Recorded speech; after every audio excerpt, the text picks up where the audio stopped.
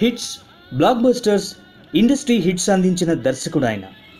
Commercial చిత్రాలకు care of. భక్తి రసాన్ని తెరకెక్కిస్తే థియేటర్లో ఉన్నామా, ఆలయంలో ఉన్నామా అని మనల్ని మనం పదే పదే ప్రశ్నించుకునేలా చేసిన దిగ్గజం, సౌందర్య స్వాప్నికుడు. దేవకన్యలు, సాగర కన్యలు, అందాల రారాణులెందరినో తెలుగు ప్రేక్షకులకు పరిచయం చేసిన దర్శకుడు. ఆయనెవరో సింపుల్గా చెప్పాలంటే బి అంటే బొడ్డు, ఏ అంటే యాపిల్ అని బిఏకి అబ్రివేషన్ మార్చేసేలా మురిపించి మైమరిపించిన మన దర్శకేంద్రుడు రాఘవేంద్రుడు. 1941 మే 23న విజయవాడ కంకిపాడు దగ్గర కొలవెన్ను గ్రామంలో రాఘవేంద్రరావు జన్మించారు.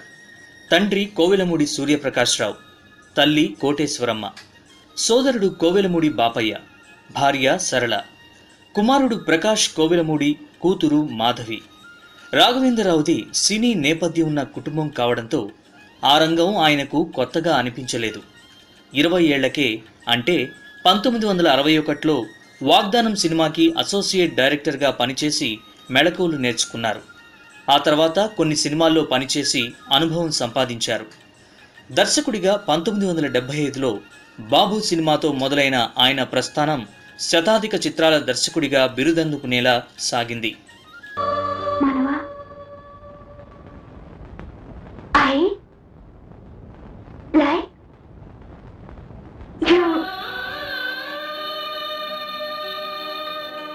అగ్ర హీరోలందరి చిత్రాలకు దర్శకత్వం వహించారు ఆయన. దర్శక నిర్మాత క్రాంతి కుమార్ స్కూల్కి అలవాటు పడిన ఆయన అభిరుచి గల సినిమాల్ని తెరకెక్కించారు. రాను బాక్సాఫీస్ని బద్దలు కొట్టే చిత్రాలు ఎన్నో తీశారు. ఒకదాన్ని మించి మరొకటి అన్నట్టు అంచెలంచెలుగా ఎదుగుతూ ఒకానొక సమయంలో ఆయనకెవ్వరూ సాటి లేరు అనిపించుకున్నారు. అడవిరాముడు సినిమా రాఘవేంద్రరావు కెరీర్ని కంప్లీట్గా మలుపు తిప్పింది. అప్పటికే అగ్ర హీరోగా ఇండస్ట్రీలో తిరుగులేని ఆధిపత్యాన్ని కొనసాగిస్తున్న ఎన్టీఆర్తో రాఘవేంద్రరావు కాంబినేషన్కి బీజం వేసిన సినిమా అది. 1973లో కన్నడలో సూపర్ డూపర్ హిట్ అయిన గంధడగుడికి రీమేక్ ఇది. జయప్రద, జయసుధ హీరోయిన్లుగా ఫారెస్ట్ బ్యాక్డ్రాప్లో తెరకెక్కిన కథ, వేటూరి పాటలు ఆ జనరేషన్ని ఓ కుదుపు కుదిపేశాయి. అప్పటి నుంచి ఎన్టీఆర్ రాఘవేంద్రరావు కాంబినేషన్ అంటే భారీ అంచనాలు ఏర్పడ్డాయి. సింహబలుడు, డ్రైవర్ రాముడు, వేటగాడు, రౌడీ రాముడు, కొంటె కృష్ణుడు, గజదొంగ, తిరుగులేని మనిషి, సత్యం శివం, కొండవీటి సింహం, జస్టిస్ చౌదరి, మేజర్ చంద్రకాంత్, ఇవన్నీ ఎన్టీఆర్తో రాఘవేంద్రరావు తెరకెక్కించినవే. ఇక అక్కినేని నాగేశ్వరరావు, శోభన్ బాబు, కృష్ణ, కృష్ణంరాజులతో తక్కువ సినిమాలు తీసినప్పటికీ అన్నీ భారీ సక్సెస్ అయ్యాయి. ఇక చంద్రమోహన్, శ్రీదేవి జంటగా తెరకెక్కించిన 16 ఏళ్ల వయసు సినిమా బాక్సాఫీస్ని కుదిపేసింది. ఇక ఇండస్ట్రీలో రెండో తరంగా చెప్పుకునే చిరంజీవి, బాలకృష్ణ, నాగార్జునతోనూ అదిరిపోయే సినిమాలను తెరకెక్కించారు ఆయన. చిరంజీవితో అడవి దొంగ, కొండవీటి రాజా, రుద్రనేత్ర, జగదేక వీరుడు, అతిలోక సుందరి, రౌడీ అల్లుడు, ఘరానా మొగుడు, ముగ్గురు మొనగాళ్ళు, ఇద్దరు మిత్రులు, ఇలా చెప్పుకుంటూ పోతే మెగాస్టార్ రాఘవేంద్రుడి కాంబినేషన్ హిట్టే హిట్టు. ఇక నాగార్జునలో ఎవ్వరూ చూడని కొత్త కోణాన్ని చూసిన రాఘవేంద్రరావు అన్నమయ్య, శ్రీరామదాసు, షిరిడీ సాయి, ఓం నమో వెంకటేశాయ లాంటి భక్తిరసమైన చిత్రాల్ని తెరకెక్కించి మెప్పించారు.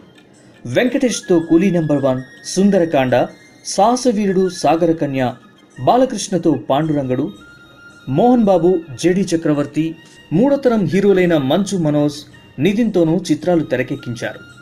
స్టైలిష్ స్టార్ అల్లు అర్జున్ని ఇండస్ట్రీకి పరిచయం చేసిన ఘనత రాఘవేంద్రరావుదే. అదే గంగోత్రి సినిమా. ఈ చిత్రం ప్రత్యేకత ఏంటంటే అల్లు అర్జున్కి తొలి సినిమా అయితే రాఘవేంద్రుడికి 100వ సినిమా.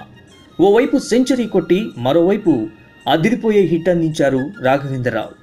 దర్శకేంద్రుడి ప్రతిభ కేవలం టాలీవుడ్లో మాత్రమే కాదు, బాలీవుడ్ హీరోలతోనూ పనిచేశారు. ఇందులో ఎక్కువ సినిమాలు జితేంద్రతోనే చేశారు. ధర్మేంద్ర, రాజేష్ ఖన్నాతోనూ చిత్రాలు తెరకెక్కించారు. రాఘవేంద్రరావు బాలీవుడ్లో తెరకెక్కించిన చాలా సినిమాల్లో హీరోయిన్లు శ్రీదేవి, జయప్రద కావడం విశేషం. నిషానా, ఫర్జౌర్ కానూన్, హిమ్మత్వాలా, జానీ దోస్త్, తోఫా, కామ్యాబ్, నయా కదం, హోషియార్, మాస్టర్ జీ, మేరా సాథీ, ధర్మాధికారి, సుహాగంతో బాలీవుడ్లో సత్తా చాటారు. కేవలం దర్శకుడిగానే కాదు, screen writer, producer, presenter, choreographer ఇలా ఆయన అడుగుపెట్టని రంగమే లేదు. శతాధిక చిత్రాల దర్శకుడిగా కీర్తినందుకున్న రాఘవేంద్రరావు 2001లో స్టూడెంట్ నెంబర్ 1, 2002లో 1వ నంబర్ కుర్రాడు, 2004లో పల్లకిలో పెళ్లి కూతురు సినిమాలకి దర్శకత్వ పర్యవేక్షణ వహించారు. ప్రెజెంటర్గా 1992లో సరిగమలు, 2001లో స్టూడెంట్ నెంబర్ 1, 2002లో బాబీ, 2011లో అనగనగా ఓ ధీరుడు, 2015లో బాహుబలి ది బిగినింగ్, 2017లో బాహుబలి ది కంక్లూజన్ చిత్రాలకు తన ప్రతిభ అద్దారు. కొరియోగ్రాఫర్గా 1996లో పెళ్లి సందడి చిత్రానికి పనిచేశారు. ఎన్ని సినిమాలు తీసినా, ఎన్ని అవార్డులు రివార్డులు దక్కినా అదంతా విశ్వవిఖ్యాత నట సార్వభౌముడు నందమూరి తారక రామారావు దయే అంటారు రాఘవేంద్రరావు. ఎందుకంటే జ్యోతి సినిమా సమయంలో నిర్మాతలు సత్యనారాయణ, సూర్యనారాయణ ఎన్టీఆర్ దగ్గరికి వెళ్ళి రాఘవేంద్రరావు దర్శకుడిగా మీతో సినిమా చేస్తామని అడిగారట.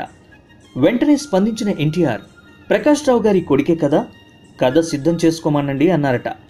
ఆ మాట నిజమని నమ్మలేకపోయారట రాఘవేంద్రరావు.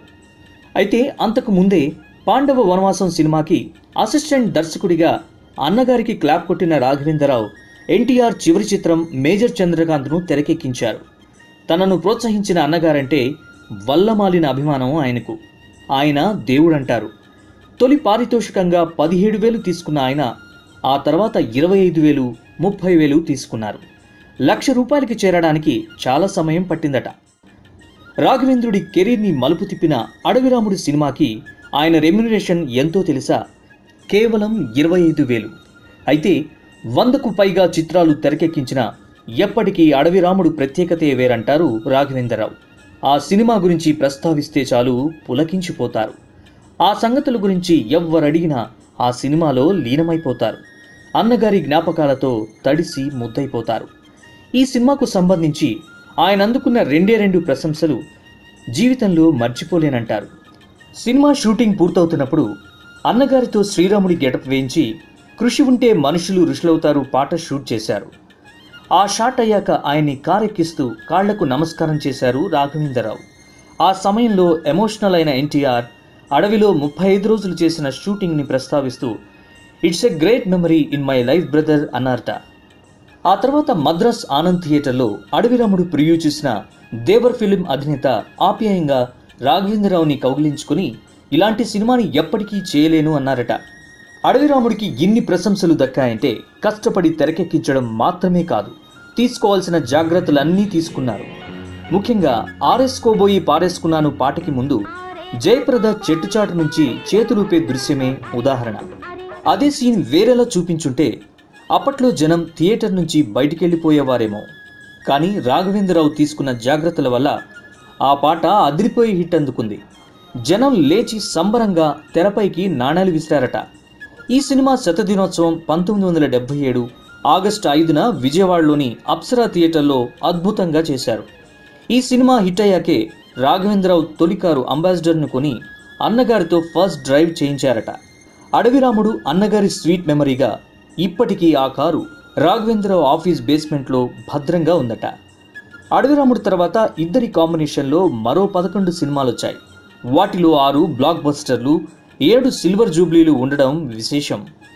అన్నగారి ఆఖరి సినిమా మేజర్ చంద్రకాంత్ కూడా రాఘవేంద్రుడి దర్శకత్వంలో తెరకెక్కిందే.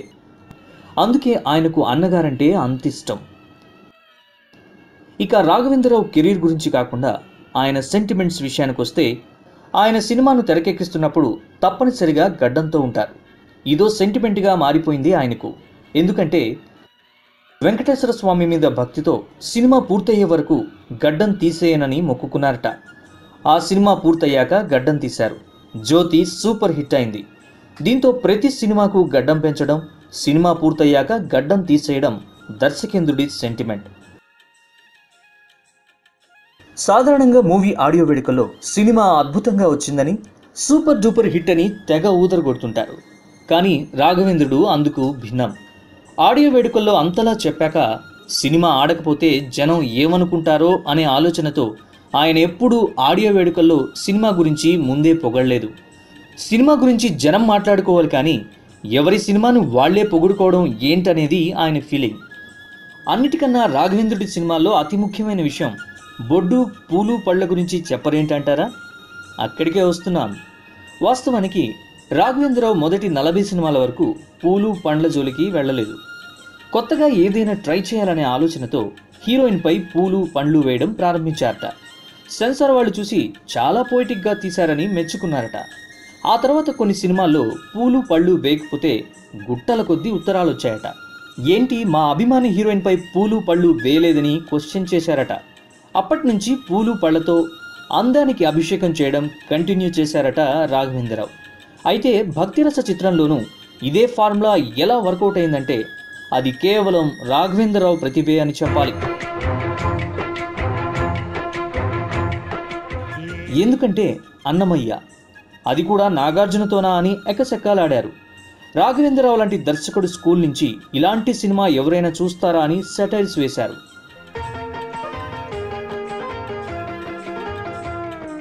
కానీ అందరి నోళ్లు మూయించేశారు. చూసిన వాళ్లే మళ్లీ మళ్లీ థియేటర్కి వెళ్లి చూసేలా చేశారు. పాటలు మాటలు, హీరోయిన్లతో వలపు ఊయలలు. అబ్బో, అన్నమయ్యలో అన్ని యాంగిల్స్ ఉన్నాయా అని ఆశ్చర్యపోయేలా చేశారు. సింపుల్గా చెప్పాలంటే అన్నమయ్య గబుక్కన ఇలా మారిపోయాడా అని చూపించే కన్నా సింబాలిక్గా చూపించారు. అదే సూపర్ సక్సెస్ అందించింది. ఇక రాఘవేంద్రరావు బిఏ అని ఎందుకేస్తారంటే అది కూడా ఆయన సెంటిమెంటే. ఓ సినిమాకి బిఏ అని లేకపోవడంతో సినిమా అట్టర్ ఫ్లాప్ అయిందట. అందుకే ఎవరు నవ్వినా అది కూడా ఆయన సెంటిమెంటే. మరి వెండితెరపై మాత్రమే కాదు, బుల్లితెరపైన విశేష ప్రతిభ కనబరిచారు. 2002లో పాపులర్ సీరియల్ శాంతినివాసంకి రైటర్గా పనిచేశారు. 2014లో సౌందర్యలహరి అనే కార్యక్రమం ద్వారా తన సినీ జీవన గమ్యాన్ని ప్రేక్షకుల ముందు ఆవిష్కరించారు. 2016లో కోయిలమ్మ, 2017లో సై సై సయ్యారే, అదే సంవత్సరం అగ్నిసాక్షి సీరియల్కి తన ప్రతిభ అద్దారు. అవార్డుల విషయానికి వస్తే 1977లో ప్రేమలేఖలు, 1990లో జగదేక వీరుడు అతిలోక సుందరి, 1993లో అల్లరి ప్రియుడు, 1997లో అన్నమయ్య సినిమాలకు ఉత్తమ దర్శకుడిగా ఫిలింఫేర్ సౌత్ అవార్డులు అందుకున్నారు. ప్రత్యేకించి అన్నమయ్య చిత్రానికి అదనంగా ఉత్తమ చిత్రంగా మరో నంది కూడా వచ్చింది. 2009లో తెలుగు సినిమాకు అందించిన సృజనకు గాను బిఎన్ రెడ్డి జాతీయ పురస్కారం దక్కింది. 2015లో ఎన్టీఆర్ జాతీయ పురస్కారాన్ని అందుకున్నారు. 2017లో అవుట్ స్టాండింగ్ కాంట్రిబ్యూషన్తో ఇండియన్ సినిమా పురస్కారాన్ని IIFA సంస్థ అందించింది. 2014లో సైమా జీవన సాఫల్య పురస్కారంతో సత్కరించింది. 2013లో షిరిడి సాయికి స్పెషల్ జ్యూరీ పురస్కారం అందింది. 2016లో అల్లు రామలింగ అవార్డును సైతం రాఘవేంద్రరావు అందుకున్నారు.